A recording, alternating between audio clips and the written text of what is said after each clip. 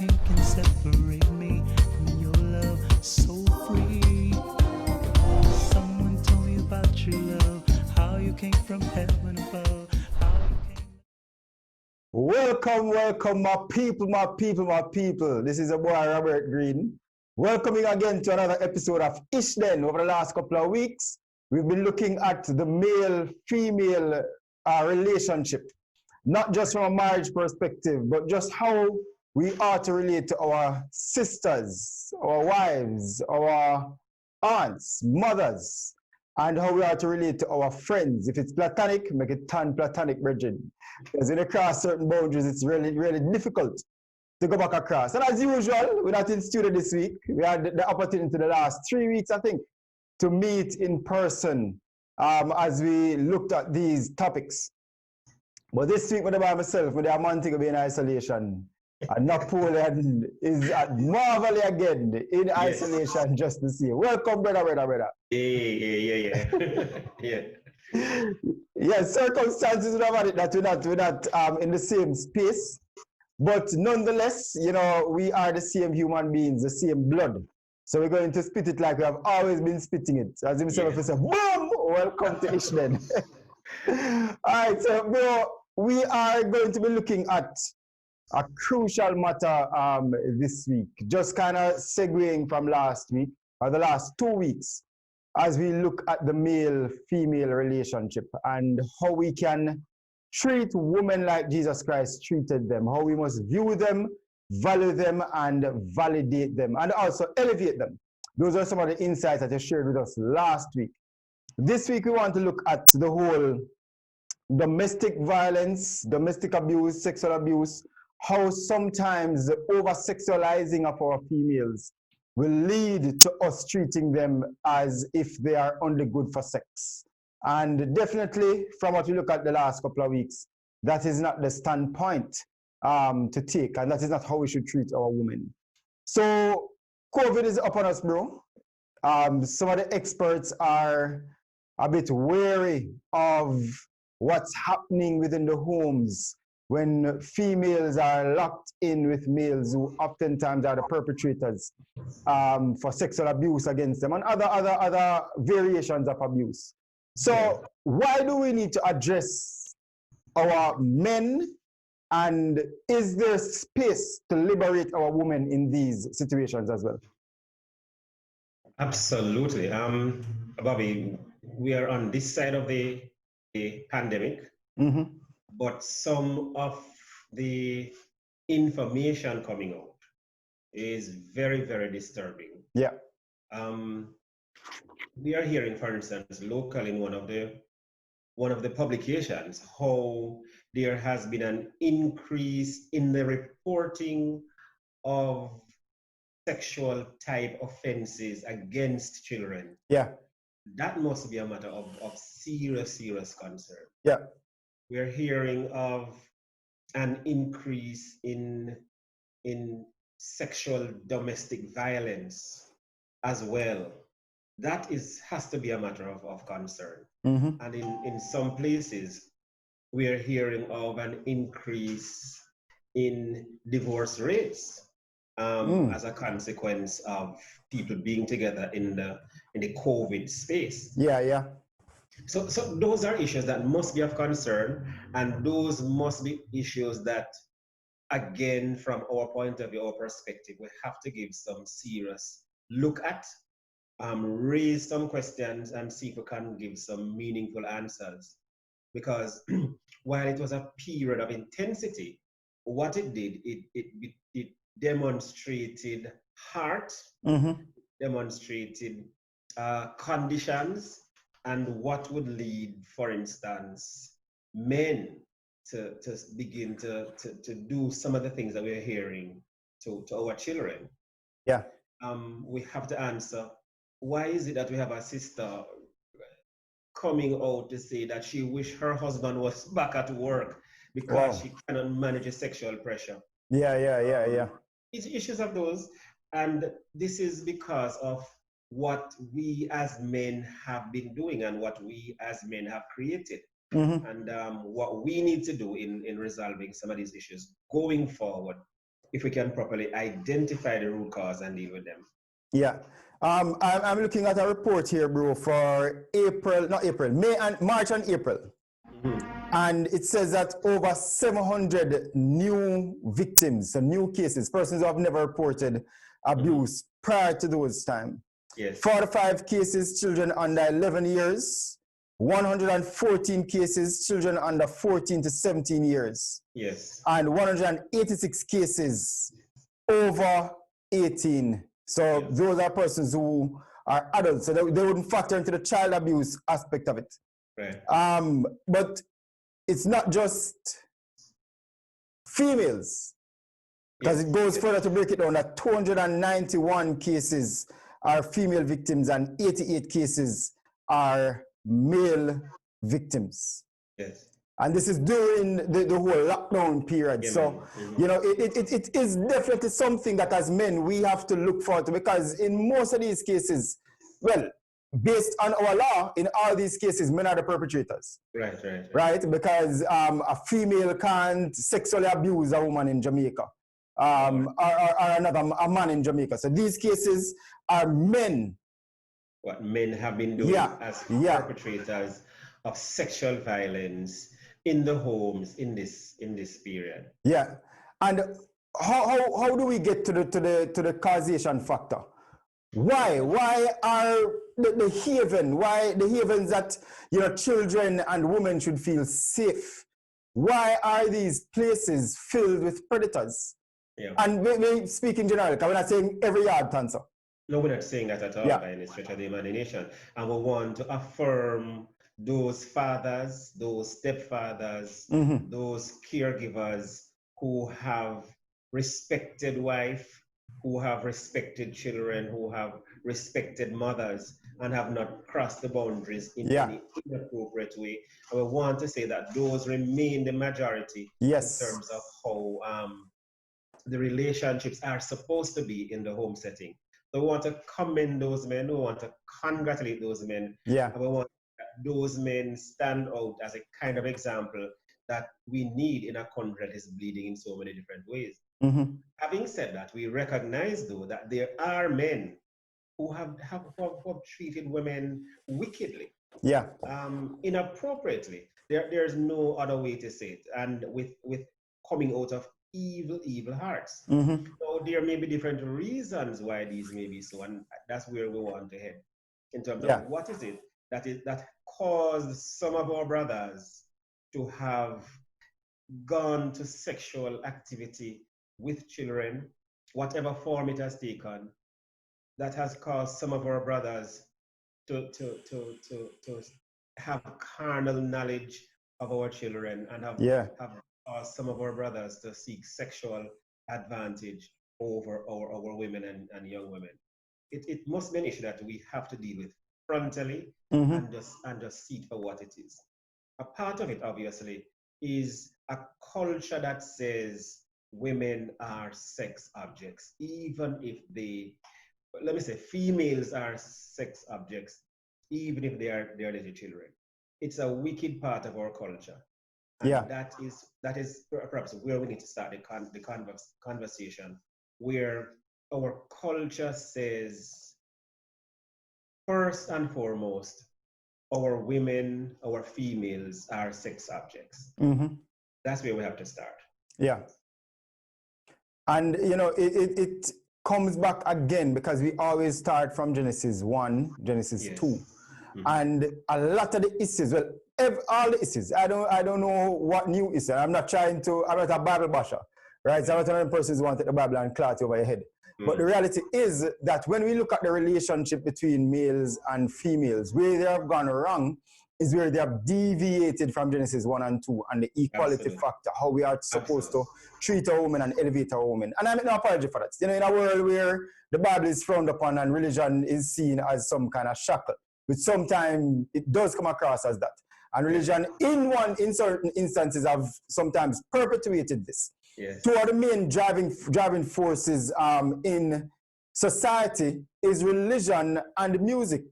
We can't escape them. And if we don't try to somehow bring these under the mandate of God, where we are celebrating women, we are elevating women, then we're going to continue to see this. And we're not saying it's only in the world.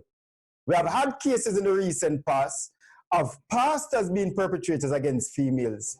And so this is, it goes from the alms house to king's house, right? We have seen this. And we are standing here to say that we have to make this right. It is no longer acceptable. And there are communities in Jamaica where incest is an acceptable form of sexual relationship. There are instances in Jamaica where them people know that the man live with all a 14-year-old girl, take her from her mother or whoever else, and nobody says anything about it.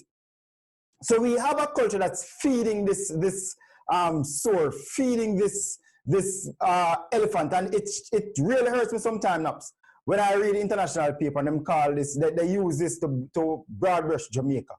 Jamaica has, but it really is true. It is a part of the narrative. Yeah. And I would not say religion and the music. I'd say religion and culture. Yeah. Because one sometimes is a cloak for the other, you know? Mm-hmm. However the cultural expressions are. Yeah. And it's true that the way that our families have been structured, Robert, has served in many ways, not only from a sociological point of view, but also the economic point of view. Yeah. So because we have in that family unit sometimes children that bear the name of 3 or 4 fathers. Mm. That itself creates a space. No, we're not saying the rightness or the wrongness of it. We're saying the reality of it. That man who comes in, he sees that child, that young girl, the moment she starts showing breasts and so on, as ready to be put on the cutting board, you know? Yeah. Some of these brothers see themselves as the one who grow the girl and think then that he must be the first one to have sex with her. True. Those are parts of the cultural narratives that we have to work through and get right. And we have to teach men, re-socialize men, that not because the girl is in the house, not because she's now growing some hair and her breasts are being formed, that gives him the right to check her out. Yeah. That has to be fixed. So first of all, that's how we have to start having the conversation culturally. Mm-hmm. And secondly, from the economic point of view, this girl is being exposed. Mother knows. Yeah. And she can't, or she's afraid to, or she's unwilling to deal with it because she knows that if she start defend her daughter, then money will go come. Yeah. That is a part of the reality for many of our women. Mm-hmm. Then some of our children, sometimes we'll hear the Ananda alert thing says the girl is missing. She's not really missing. She just disappeared because Dan man sent for her. Yeah. Dan sent for her, I don't know. Some give her over. Some know that she's just next in line for the Don to have. Some mothers try to deal with it in different ways and so. But that too is a part of the reality that the Don thinks she has a right to this girl because he's protected, you know. So how are we going to fix it? It's a hard call, and there has to be some serious generational shifts. Yeah. So that if we can't save this generation, we would have begun to plant the seeds to save the next generation. And we have to begin by exposing the thing as it is. Yeah. To talk to mothers as facilitators, to talk to aunties and cousins who know that the girl is being sexualized, that the girl is being molested, and seek to protect her, rather than say, boy, it's none of my business. Yeah. Or I can't talk about it because I get some of the money too. I get some of the money for cut, for go process here. I get some of the money for go buy clothes. I get some of the money for even buy food for the children as a part of the trade-off. Yeah. This is again where we have to start the conversation, just in terms of how our culture says young girls are to be treated the moment they have some nipples. then someone will start having sex with them. Yeah, yeah. The fact that the man is provider means that there must be some return on his investment, and that return is the sexualizing of the girl in these improper kinds of ways. And Yeah. also the taking away of her power, that she can't talk, she's sworn to secrecy, and sometimes threats and all of these things if she says anything. And this again must be spoken about and must be broken in the culture. Yeah, and you know, in case people think we're just kind of shooting at stars, I remember a situation related to me where a young lady, young girl, 13, was in a household, and the mother was with a married man. So the married man ended up raping the daughter, impregnating the 13-year-old child. And when the situation was taken to the police, the mother refused to pursue it. So the family decided, all right, you don't want to pursue it, we are going to pursue it. And brought the child in, everything was there, the family took in the child. 13-year-old young girl, you know. Threatened, she was threatened, showing a gun, if you talk, I'm going to murder you. So she was under this fear, crying, just really, really fearful, feeling rejected by the mother because the mother did not want to act. Yeah. The long and short of it, the mother took the child to abort the baby and then sent the child away to the US. And this is a real situation, something I have knowledge of. This is not guess and spell. And these things are happening, and we have females who may be watching that have been a part of this, and we are saying, men, it's time to step up. Like, we can't continue this. We can't continue this against our daughters, against our nieces, against the stepdaughters, right? We have to deal with the root cause. And as Napoleon said, you cannot continue to sexualize a person because you have invested into a family. Right? That is out of our brokenness, and we can make no excuse for our brokenness. I don't even want to call it brokenness. That's out of sin. Sin, yeah. You know, we have to call it what it is. So, sometimes, you know, I'm glad you're raising it, Bobby, because we get to a horrible place when we make sicknesses of our sins. You understand what I'm saying? So we make it a sickness without recognizing that this is sin, this is evil, this is what is coming out of the horror of the human heart. We have the story of Amnon and how he raped his sister. Yes. Right in the scriptures. So again, the Bible don't hide the brokenness, the sin issues from our lives. In David's own house, his youth pretty much connived to have sex with the girl. And when he was finished, the text says that he hated her more than he had loved her. He had loved her. No, it's again a part of that paradigm that animalizes our relationships. And it is in that animalizing of a relationship where, okay, I come now, so I can just ship her out, run her out, close my door, and wait for the next experience. We have to understand that when we begin to animalize each other, and in fact, some of the animals don't even behave the way we do. We sometimes behave worse than the animal. Yeah. You know, and this is how the fallenness is impacting us. And we see it in what Amnon did to Tamar that day, and how it bred destruction in the family, how it led to murder, how it led to a whole string of stuff. And this is because of how one man hurt a girl sexually, and how that pretty much destroyed her. It says that she poured dirt on her head. It says she tore her clothes. It says it pretty much destroyed her sense of dignity as a human being. And that is what sexual abuse does. It destroys people's sense of dignity. It takes away, it all but takes away the image of God from them. Because it is not just an act of a penis entering a vagina. That's not it. It is much more than that.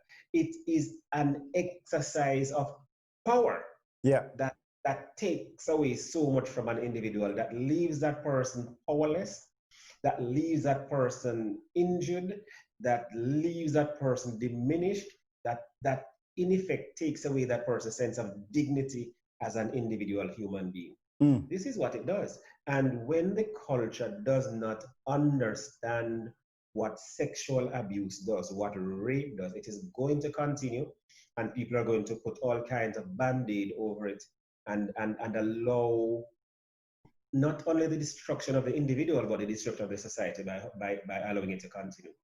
And what COVID has done is to show us the rawness of the heart of some of the brothers who end up in these kinds of situations.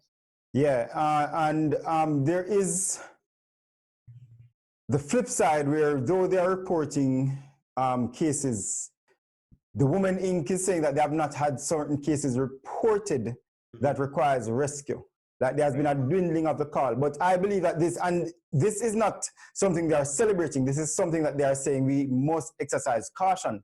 Because what has happened now is that while the perpetrator would have left and gone to work and the woman could have sought help, now the perpetrator is home. The man is present, and that's the problem. So the opportunity for reporting is taken away. The opportunity for seeking help is taken away because he's right there. He represents power, he represents authority, and his very presence in the home, in the space, takes any opportunity for her to be able to say, can I tell somebody about it? His very presence does that. And that's the effect of it. And it is a tragedy that that presence robs the woman of the capacity and the opportunity to deal with injustice in that way. Yeah, yeah. But Naps, how do we talk to the man who is legitimately dealing with certain psychological tendencies as a result of sin? Because sin affected the entire person. But this man legitimately believes that this is how God made him. And we hear it from different aspects. But he has an inkling to pedophilia. And let's bring him in the church, because again, we are seeing where these things are happening in the church from the pulpit. Perpetrators are not, it's not just a Garrison thing or an Uptown thing. It is a thing that is happening across a wide cross-section.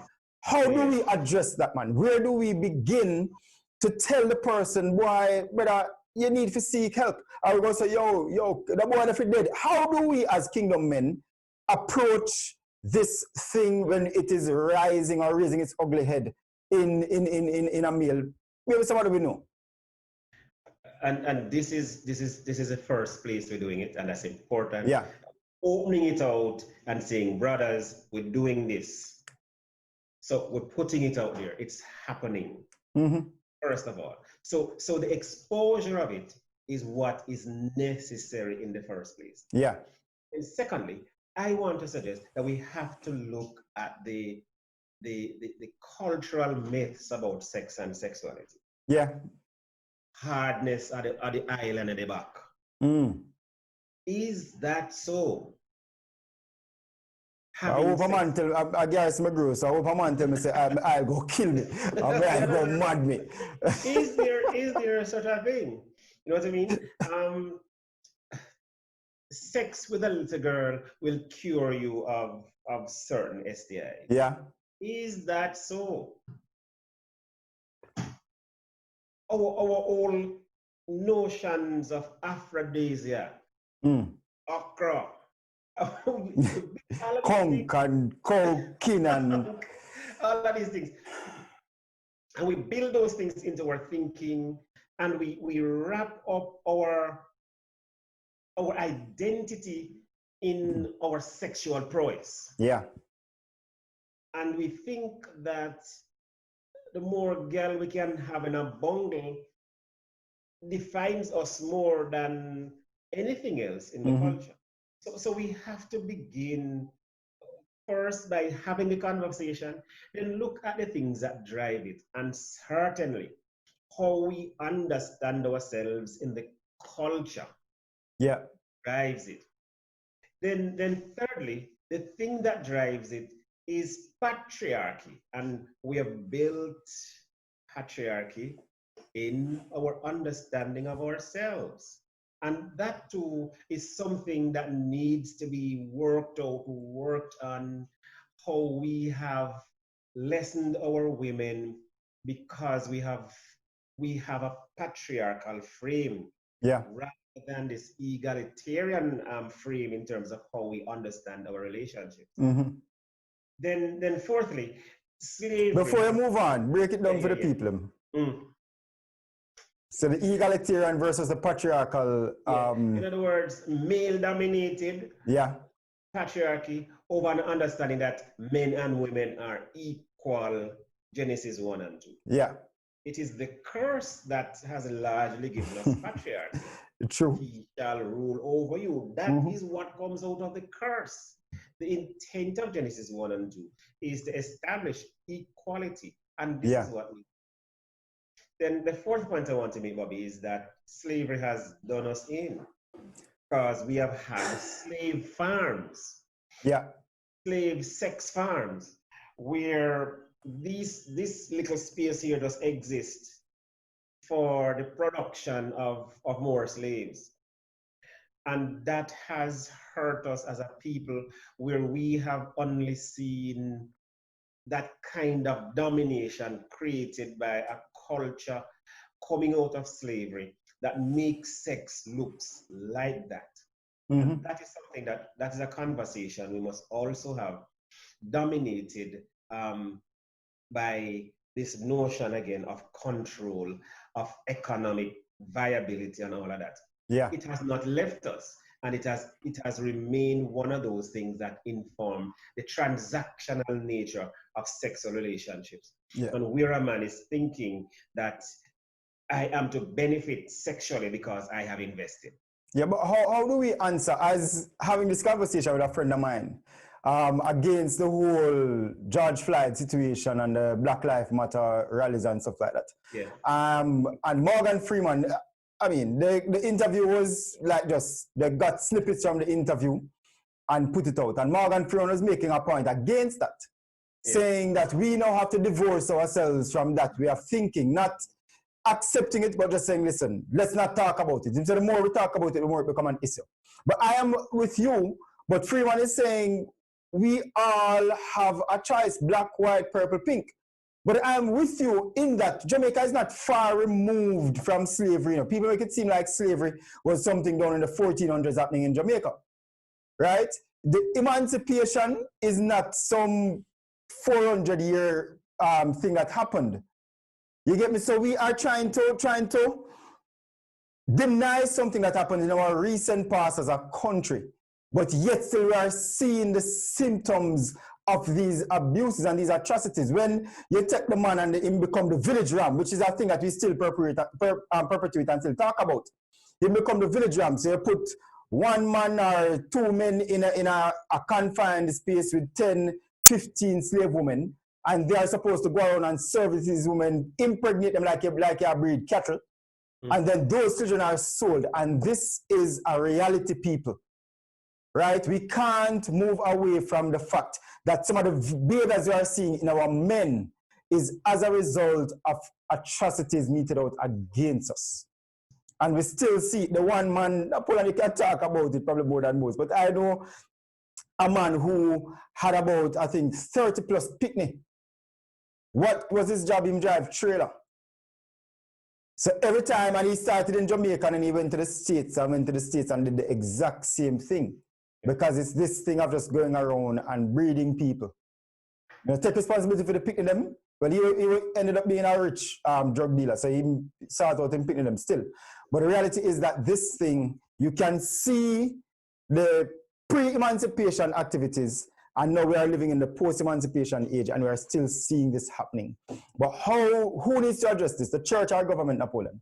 How do we get to the root cause of this primary thing? Conscious people need to address it. And I don't know if that is either church or government. The Rasta man who call a woman empress and treat her like an empress, that kind of consciousness?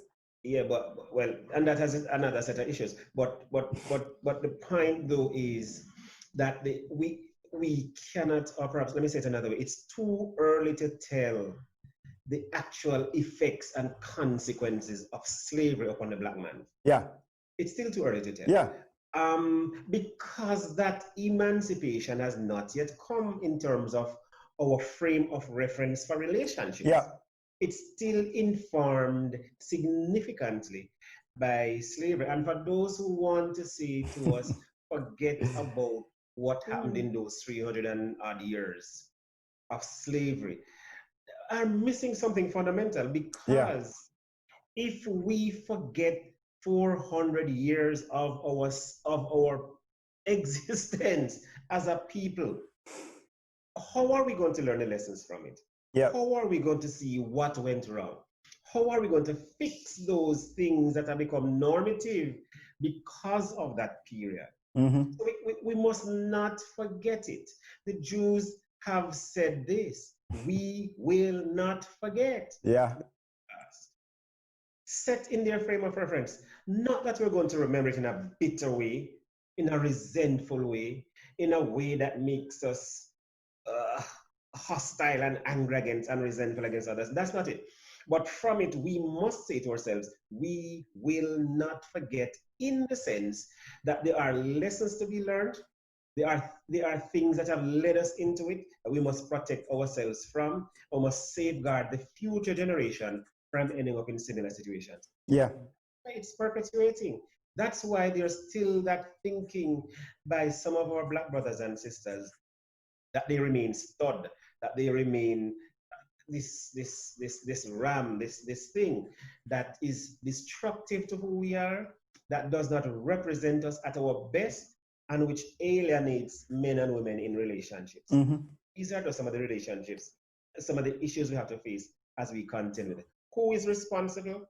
People who are conscious, and people who want to make the difference. If we politicize it, we're going to find ourselves PNP and JLP here in Jamaica. And if it is Brogard says so, or if whomever else says so, then okay. And we're not dealing with the fundamental issues. If we make it into religion, it is Christianity against secularism. And we don't want that either. We have to go to a deeper consciousness to deal with the brokenness in our Jamaican family and the Jamaican society. Yeah, perfect. So we have said that the framing that is affecting us now is the whole sin factor, the socio-economic factors, the perpetuation of patriarchy as the way to go, rather than going back to Genesis 1-2, where there's equality among the Zakar and the Kiva, the man and the woman, the male and the female. And also the reshaping of the mindset that we have as a result of slavery. Bob Marley said it: emancipate yourself from mental slavery. And we are saying that mental slavery is cause for the perpetuation of sexual abuse and the stance that our men have taken. Synapse, we have identified some of the issues that are at the root of it, right? No doubt, this has led to the objectifying of females. Is there a place for us as well to speak, and we're not victim blaming at all, but to speak to females so that they can put certain boundaries in place and recognize as well, maybe recognize first the red flags. I remember this social media star used to go around with a red flag. I don't remember what her name is. And she used to fun her flag. And every time she called a thing, she said red flag, which means it's a warning, it's a danger. How can our females begin to recognize these things and be vigilant enough to exercise caution when they see this in a potential partner? Or maybe a teenager come of age, but she's 18 and she's in a house where she can see the shift in our stepfather is relating to her, and she can ask for help or seek help. How can they recognize these red flags? We need to have in our conversation at church a song like Daddy Don't Touch Me There. Yeah. Seriously. And songs that similarly raise the issue of sexual destruction of our children. Have serious conversations in those environments that will lead to some meaningful change. Yeah. Serious. Because unless the conversations are taking place where the issue is happening, then really we're not going to begin to deal with it properly. Mm-hmm. So can we pull the song and have a conversation about Daddy Don't Touch Me There? Yeah. What it means for that child, what it means to that woman, what it means to a family, to a grandmother, grandfather in that setting where a child is being sexually molested. So let's find those frames that begin to raise the issue. Mm-hmm. Then we have to have some conversations with our fathers. Yeah. What it means that your boy is now becoming a man. Mm. Do I give him permission with a cigarette in hand and a condom in his pocket to go and be a man? Yeah. So we have to again redefine maleness, not now in terms of sexual prowess, Mm-hmm. because that has informed a lot of what it means. Yeah. Then no, we have to go a little bit further in the culture to what comes at us from Hollywood. Mm. I hear there's some DNC one movie going on around. I'm just hearing about it, Bobby. You would know better than me.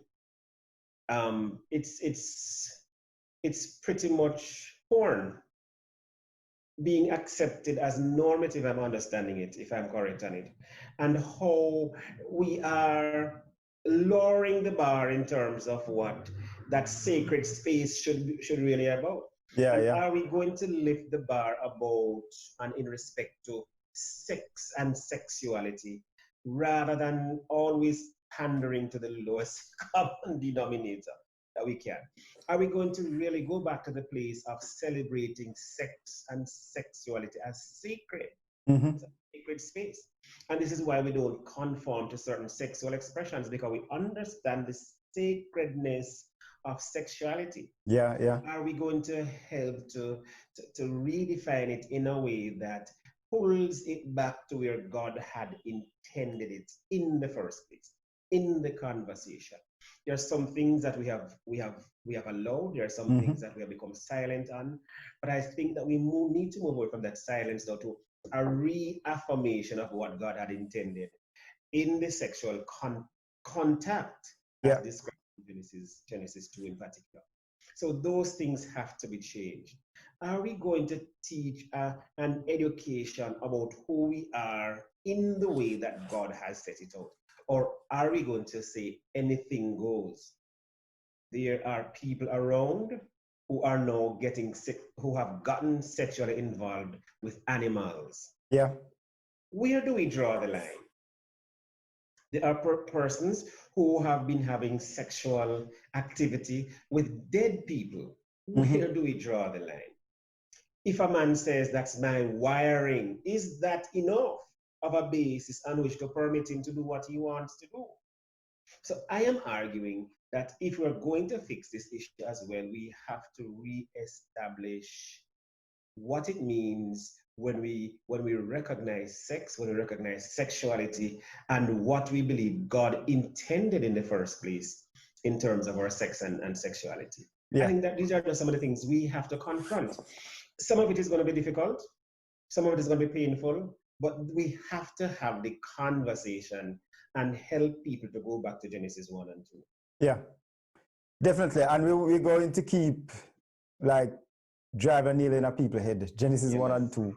It is definitely something that we have to look at, something that we have to break open. It's like a sealed jar that if we break it open, there's so much packed into those two chapters, bro, that is just mind-blowing. Like I keep reading them over and over and over and over and coming to new perspective and new points, because that is where God's intent for mankind.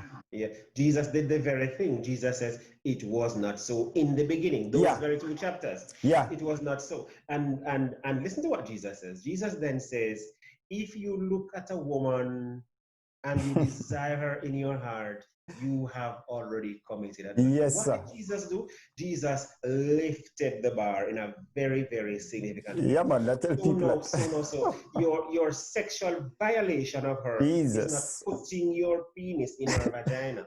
Your sexual violation of her is what you did to her in your own head. Yeah, yeah, yeah. You objectified her.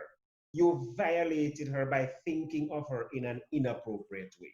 Now, the world don't not going to think about that. But Jesus is raising the bar in terms of how she is to be understood, how she is to be valid, how she is to be validated, and how she is to be treated. Not now by even touching her, by even how you think of her. Mm-hmm. Jesus did that. And this is again why I cannot understand why people don't fully get who Jesus is and what he did in respect to women. Yeah, It's yeah. important. And we have to offer Jesus to men and women as that seventh man in that story we talk about so often. Yeah, yeah, yeah. So that we see a complete man, a whole man, who was not hugging the girl with an erection, but who was affirming her dignity, who was empowering her, who was liberating her, who was sending her on a new kind of mission. And that's important. Unless and until we begin to see Jesus helping people to think differently about women, we will continue to have this problem. Yeah, and you know, Naps, as because it is a reality, and I think one of the things is because like that kind of, like when scripture jerked me up, right? And when I read that and started teaching that, because everybody say, "Oh, grace is an easier walk." Like seriously, bro. Like you know, me don't know about that. Like seriously, them first when we brought out, help me, Jesus, because I'm telling you, bro. Yeah, you know, man. but I have come to a point of accepting and working on. And a lot of our men, you know, we use this primarily in Jamaica because, you know, you can say certain things and get away with it. So we say these things and just kind of brush it off as if now I want to joke like if a female complains. But we are saying to our Christian men primarily because we have to start it, you know.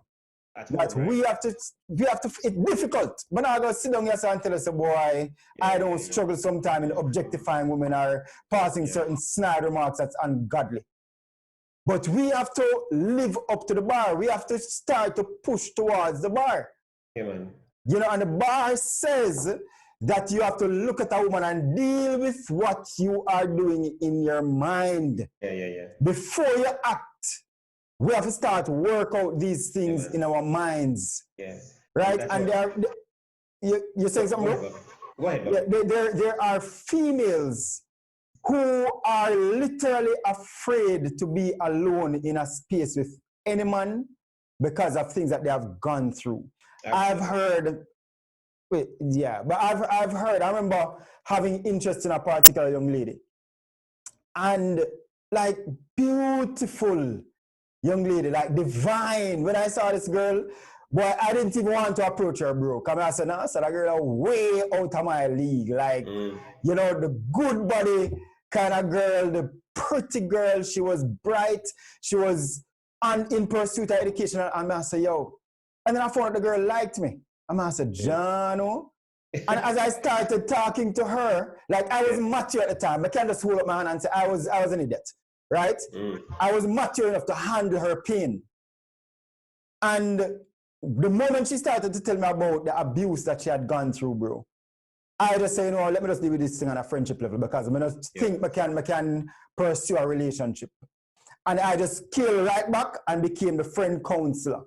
Yeah. Right? But these things, the amount of times she told me these things, bro, like I couldn't even, and I think her pain kind of helped me in not again objectifying. I took the focus from her hips and you know the way her eyes shimmer in the sunlight and everything, and started to see her as a person who I wanted to assist in her healing. Right? And we have to own these things. We don't own them. We don't own them. Well, yeah, just a man thing. As some can. We don't own the fact that these things are sinful. Yeah. We don't. And as I said, I don't preach against the man, I preach to me because I am not there yet. I'm on the journey wanting to be there. And I'm not going to excuse my actions because, I'm going to call out myself. Yeah. Because we have to come to a place where we're able to do that. Yeah, looking at the mirror, look square in the mirror and said, yo, bro, like, you're not the way you're supposed to do. Yeah.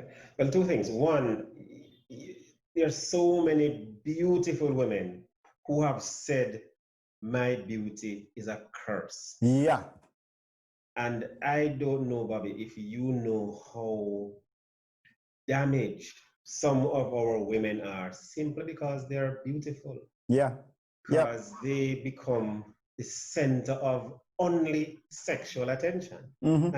And men can only deal with them sexually. Yeah. When a man says, girl, you are beautiful, that only means I want to have sex with you. True. All she can hear in her head. So, girl, you're shape good. All she can think about, oh, he just want to put his penis in my body. Mm-hmm. That kind of a thing. And so many of our women have been destroyed because of some of the things that some of our brothers have have framed in their mind to say to them, to take away from them their own dignity as human beings, Yeah. as made in God's image. And we have that challenge.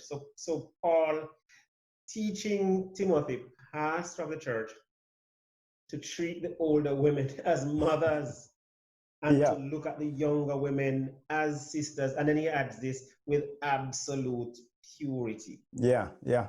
And that's a part of the challenge, that we are not able to look at our women with purity. Mm. We get locked up in all kinds of notions and fetishes and all kinds Yeah. of things. And we take them off in our minds, all kinds of places, and we do all kinds of crazy things with them in our minds. You see, there's a need to fix purity and virginity. Mm. Got it. In our culture, Oh God. we are doing everything. Yeah. We are finger, Yeah. we are suck, we are doing everything. But I can say, oh, I'm a virgin, Yeah. as though virginity itself guarantees purity, or is an expression of, not necessarily, Yeah. because already the temple is dirtied by the frame of reference that we have. Even though I've said, oh, I'm going to give myself as a virgin to my wife. Mm. Absolute crap, because of the various things that I have already done, that Yeah. I already saw in the temple. Yeah. So there has to be a redeeming in the language, even Christian language, in terms of how we treat with and understand our relationships with each other. Mm. And men, a lot of the onus is on us, because we are the ones in the position of power. Yeah. A lot of the, I'll tell you this, Robert, that there are girls who are only allowed to be baptized after they have had sex with the pastor. Ah. Tragic but true. Yeah. Yeah. You know, and we could talk a whole, but it's not to bash anybody. It's just for us to recognize the reality in which we are living, even in church. Mm-hmm. That needs to be fixed. Yep. So in terms of the solutions, here is a part of what has to happen. That the people in the position of power will need a reassessment. Yeah. Who is holding you and who is holding me accountable? Bobby, we have our group. Yeah. What about brothers who are afraid to have a group? Who, if anybody know what I'm doing, them lose them ministry. Yeah. Yeah. Yeah. Yeah. In a moment. Who does he talk to? We have to get that back on the front burner in helping men and brothers to talk to each other, to work through each other, with each other, and to just get some stability in how we relate as men to women. Yeah. And in the case of Christians, as Christian men to Christian women. A lot of our sisters in church are hurting because husbands are wicked men. Mm. On the pulpit, we are sitting in the choir, we are speaking in tongues, we are doing all of those things as men, but our women beside us are cringing in fear. Was just raped last night because she said no, but I'm a man and your body belongs to me. Yeah. Yeah. Yeah. Yeah. Yeah. And we frame that in biblical ways, and that is a part of the travesty of what it means to be living out religion and religiosity in this frame and in this Yeah. Yeah. Yeah. Yeah. wrong. And unless and until there's something intentional in terms of going back to the basics, it is going to continue. Wow. Bro, as I said, like, we're not talking about the easy topics. I was on a call with some pastors from the States and England on Wednesday. And one of the persons you forward the video to forwarded onto the host, and the host made mention of the show. And he said, listen, they're dealing with some tough topics, but I guarantee you, you'll find it intriguing. And we can do nothing less. We can do nothing less. We're going to come back after Austin. And what we're going to come back this time is we're going to empower the men. We are going to speak into the hearts of the men. Last week we spoke to the women who may have felt objectified. But we want to challenge our men to come up higher. There's a higher calling. There's a higher way of living, and we're offering that. We don't want to feel like we don't want you to feel like we're bashing you. Right? So after Austin finished and give his insight, Napoleon is going to just come right back in, and he's going to speak to the hearts of our men, both the perpetrators and the men who may be getting it right, and at the same time need to be encouraged. So stick and stay. Father Austin. Greetings. I'm a fan of Trevor Noah on The Daily Show. Recently he quipped and asked for responses on this statement. 90% of women only have sex to bring to the relationship. I don't know where he got that statistic, but it begs analysis. And I, Father Austin, speak as a man who confesses that his three biggest weaknesses are women, wine, and money. Not specifically in that order, but through God, I am seeing myself and I'm working on me. My experience tells me that these predators are coming from a patriarchal mold. They think and act as if the vagina belongs to them.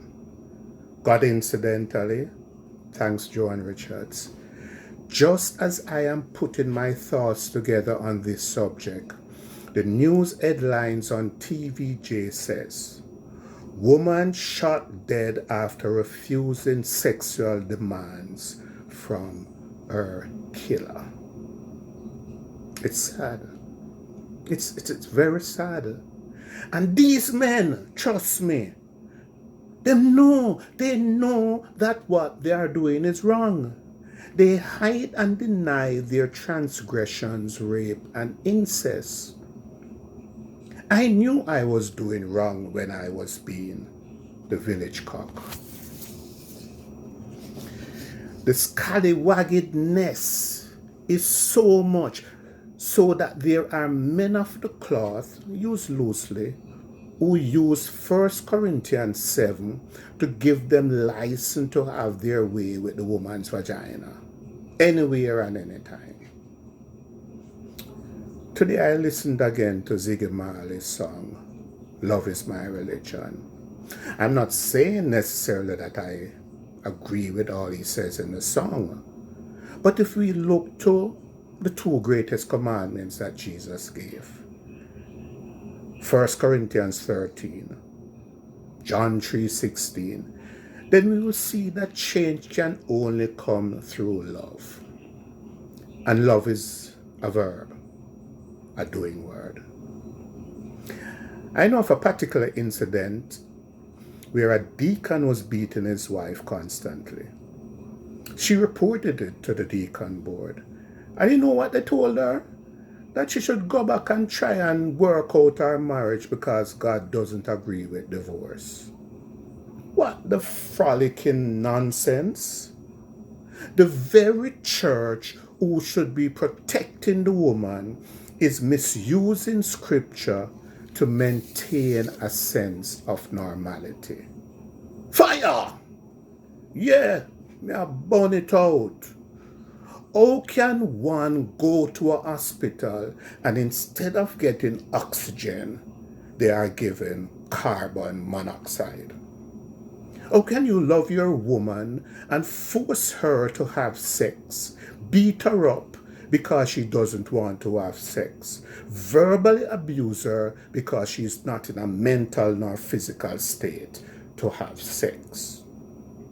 And how dare you abuse children in any form whatsoever and dare talk about loving God?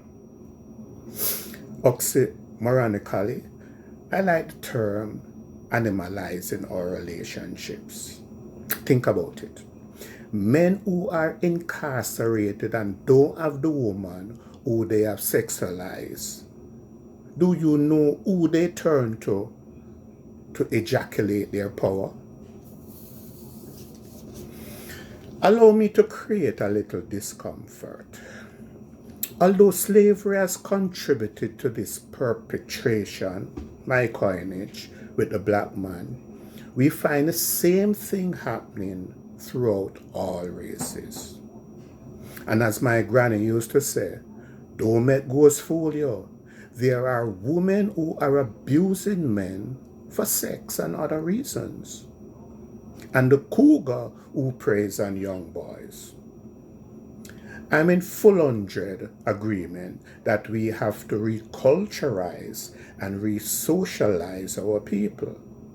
And we can only do that via love and praxis. Praxis through love. God came as a human wrapped up in Jesus' flesh to preach and demonstrate through actions what righteous living is. Let us prayerfully follow that example, speaking the truth of rightful living, but most importantly, living the truth of rightful speaking. Bless. Yeah, man, it's me again, the big bad, well, not bad still, it's just Robert. Welcome back to Ishden, and as usual, Austin delivered. Austin is a brother, is a brethren. Austin is an investor in people. Can I tell you, last week, Austin came and Austin said, yo, fire. You're the on my heart from when I'm most when a person the on my heart. The father said, we need to assist them. I don't want to sky out of the blue. You know, it's that kind of man that we're linking with. So we really thank him for his insights. As was promised, I want Napoleon just to speak to the heart of our men. Right? This is Ishden. We are empowering our females, but we also want to make sure that we are doing all we can to sharpen men. As iron sharpens iron, so one man sharpens another. So we want to liberate, we want to free our men, and we want to reframe the thinking of the men who are watching. Naps. Yeah. Brethren, Papa, hear me now. I want to thank you here. Thank you for being that kind of man that is just protecting a little girl. Thank you for not putting your hands on our breasts. Thank you for not touching our private parts. Thank you for just talking positively into her life, affirming her, causing her to know that life is much more than sexual pleasure. Really, really, thank you for being the example of a good man. Yeah. Of a godly man. I want to tell you that, you see, we here, so we appreciate you, we value you, we applaud you. But then we have some friends who are not getting it right. And when I bash you, when I beat up on you, but we say, brother, you can't stay so. It's half a fix. We beg you, get some help. Talk to somebody, go to a counselor, say something to somebody, say something to a brethren, because it's going to hurt you some more. It's going to hurt your family some more. And remember, Papa, so you have a daughter. Yeah. Remember, you have a niece. So we are begging you. Make us see if we can cut out the part, right, helpful, healthy. And basically, you're just a dog of the thing. It can't work. So God never make you for that. God make you for be a little lower than the angels, not to be less than the animal. So try get some help. Talk to somebody, link with, we're willing to come and talk to you. Wherever you come and find you and talk, sit down with you and work it through. But it's half a fix. Too much of our sisters are hurting.